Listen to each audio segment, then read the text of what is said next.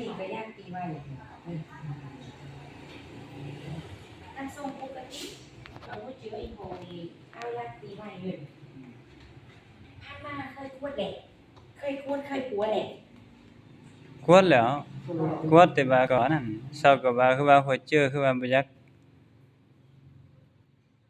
แล้วก็เอายามากินก็ที่ว่าหอมน่ะหายใจแรงไหมหายใจไม่ได้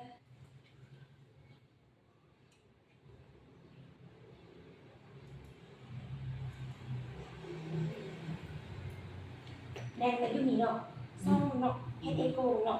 อีโก้ขี้ดำกระเถื่อบ่เบิ่งให้บ่ดำเนาะใช่มันเป็นเลือดเป็นเลือดดิ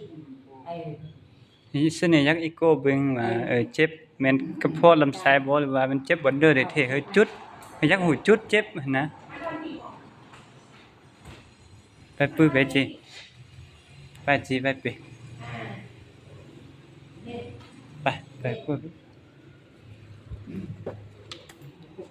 กลัวไปก่อนโอเค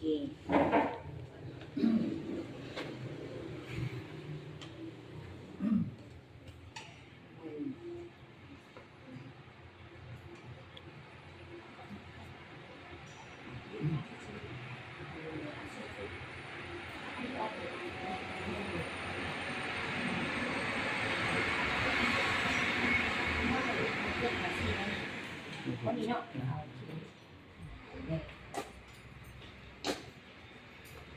ในวิดีโอได้มา